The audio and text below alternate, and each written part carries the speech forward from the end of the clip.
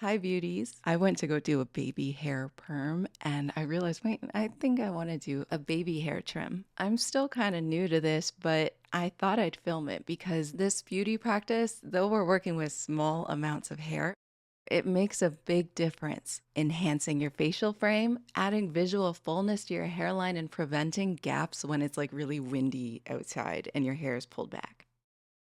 You can use either big hair cutting scissors or small brow scissors for this.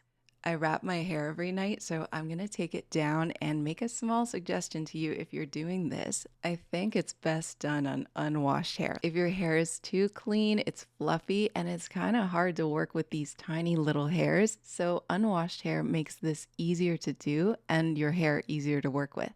Using my fingers, I'm pressing along the hairline to reveal what is already there and how long it is.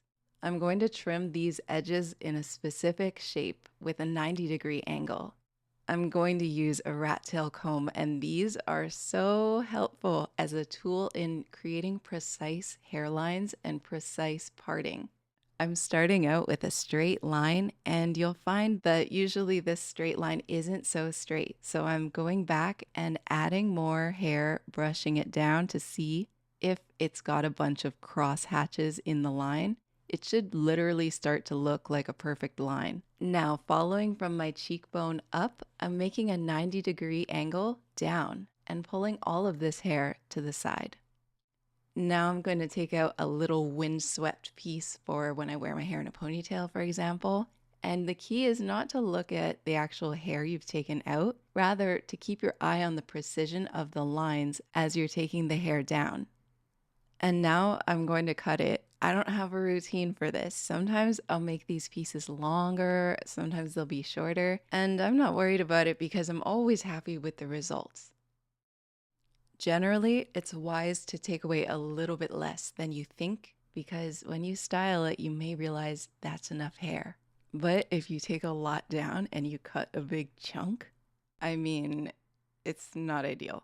If you cut hair across, it'll make it blunt. But if you cut up into the end like that, it's going to refine the edge and make it more tapered. For this top section, I'm going to blunt cut the length, and once it's at the right length, I can taper it by cutting upwards into it, and this will help it lay really beautifully. When you do this by mapping out your baby hairs with precision using that rat tail comb like we did, it'll eliminate you having to always pull them down and find where they are and then pull the long pieces back into a ponytail, for example. And your baby hairs trimmed with this precision are going to just lay more naturally to themselves. If one side of your face is a little bit smaller than the other, I'm assuming that if you take out less hair on this side, it's going to help with the symmetry visually of your face. Now, once you do this, and if you're considering doing this, it's probably important to consider having a hair product that is specifically for these little baby hairs. It doesn't have to be greasy or shiny, but it should be something that could hold it down if need be. And that brings me to what I brought up in the beginning.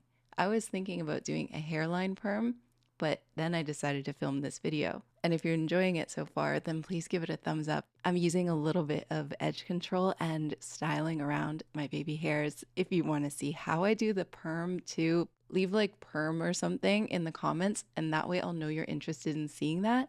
If you try this out, come back and let me know how it went. I am so excited. For some of you, this is going to make all the difference in your confidence about your hairline and how your ponytails look. I think a lot of you are really going to like this. Thank you so much for watching. Click my channel to watch more, and I'll see you in my next video.